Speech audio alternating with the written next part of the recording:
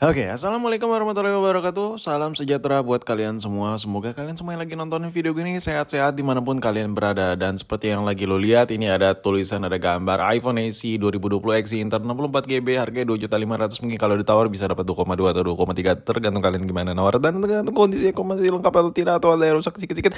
Tapi intinya, handphone iPhone SE ini harga 2 juta di akhir tahun ya, yang versi Inter ini apakah masih worth it atau tidak? Nah, di video kali ini gue bakal bahas secara detail. Jadi coba kalian tonton konten yang gadgetot ini sampai akar-akarnya ya, sampai kelar, sampai kiamat lah intinya. Dan ya kalau kita bahas ini sebenarnya udah sering banget ya kan, tapi gue bakal bahas dari sisi harganya dan dari sisi apa yang lo dapat gitu. Pertanyaan gue, ngapain dan buat apa lu beli iPhone SE ya? Yang kita bahas ini adalah yang gen kedua. Buat apa? Kalau seandainya lu HP utamanya nggak ada dan ini mau dijadiin HP utama, ngapain dan buat apa?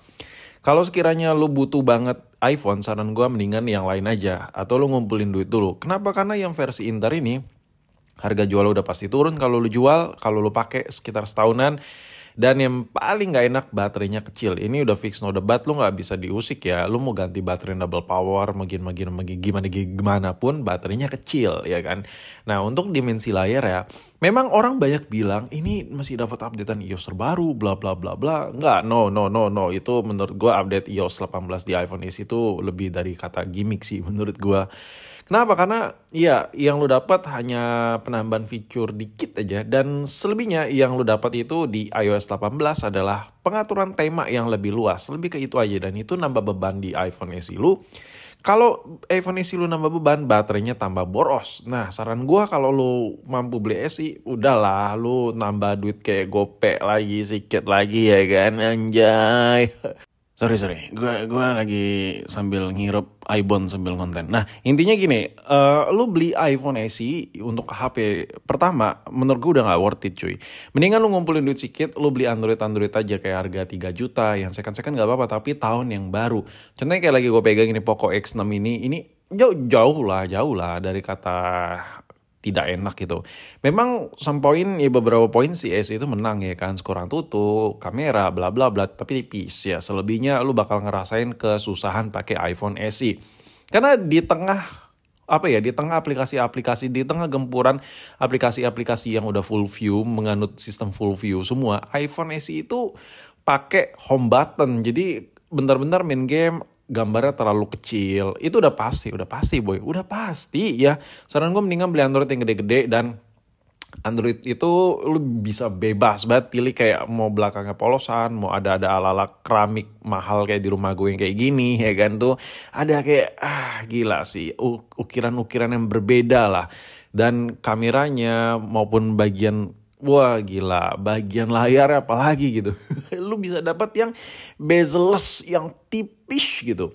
Perlu diingat ya, iPhone SE itu meskipun powerful skoran tutunya dan masih dapat updatean iOS terbaru, coba lu bisa bayangin ya, develop apps itu udah ngembangin apps mereka itu buat HP yang gak ada home buttonnya lagi. Lu bisa bayangkan ya, rata-rata pasti mereka itu pihak develop kayak mager banget gue nge-codingnya. Pasti ujung-ujungnya tuh ada yang di minimize gitu ukurannya. Jadi gak enak lah pakai apps-apps yang kekinian di iPhone SE. Dan menurut gue udah terlalu tua HP-nya kalau dijadiin HP utama ya. Ya kalau lu belum ada rezeki, nggak nabung dulu lah, ini saran gue lah. Dan atau lu lu simulasiin buat beli Android dulu, nanti lu ngumpulin duit mungkin 3 bulan, setengah tahun, dirasa dananya cukup buat beli iPhone yang bukan iPhone home button lagi. Contoh nih, kayak iPhone series 12, bu itu lezat banget dibandingkan iPhone SE. Ya apalagi iPhone SE Gen 3 meskipun powerful banget, tapi it's not worth it lah menurut gua. Terlalu kecil menurut gua. Saran gua nih ya, memang Android itu kalah di kameranya, tapi seberapa sering sih? Itu pun iPhone itu menang di video recordingnya ya. Selebihnya lu modal 2 juta, 3 juta ya, apalagi Inter, lu nggak dapat mode malam ya kan, nggak ada cinematic mode-nya, dan fiturnya Kismin. Menangnya tuh hanya di video recording. Coba gue tanya ke lubuk hati kalian yang paling dalam, seberapa sering sih kalian butuh video recording? Kalau sekiranya lu butuh, ya udah itu buat kerjaan lo, tandanya worth it. Tapi kalau seberapa sering lu butuh buat rekam video bagus, lu nggak bisa jawab, tandanya lu nggak terlalu butuh tuh si iPhone SE. Ini menurut sudut pandang gue ya. Jadi saran gue udah lah, lu mending beli Android aja. Di Android itu lu mau bebas, mau pilih mau yang kamera gimana, mau Android yang baterainya gede, itu banyak banget, bervariasi sekali ya kan. Dan lu mau cari yang masih software yang terbaru ya kan, itu semua ada. Dan satu kekurangan lagi yang ada di iPhone SE ini adalah ini sudah terlalu old gitu. Kadang lu kalau beli second, ya sometimes ada aja masalah. Mau dimanapun kalian beli lah, entah itu kameranya goyang, entah itu kameranya ada debu dikit-dikit, ya kan.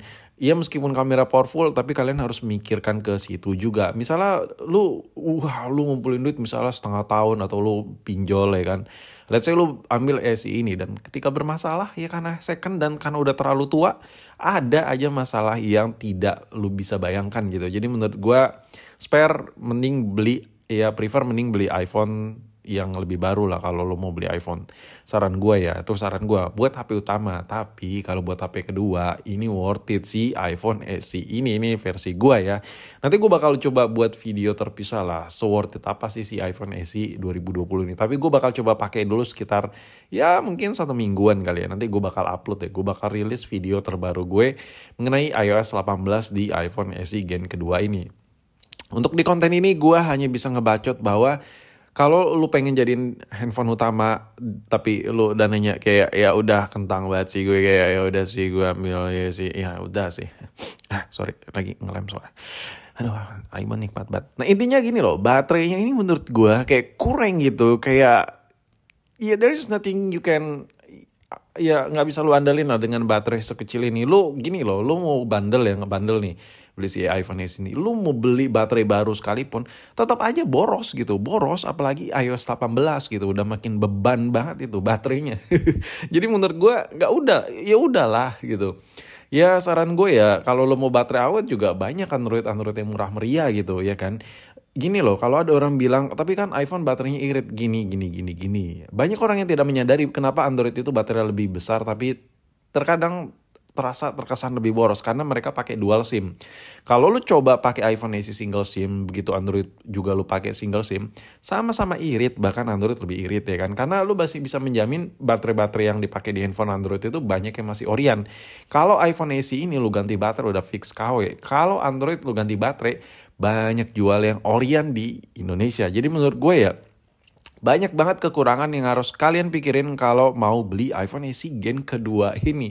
Jadi menurut gue secara lugas, pantang, dan secara besar kasar gue bilang bahwa iPhone SE versi Inter ini menurut gue kalau dijadiin HP utama udah kurang worth it. Jadi ya lebih baik kalian ngumpulin duit sedikit lagi dapat ke Gen 12 tuh udah lezatos banget menurut gue.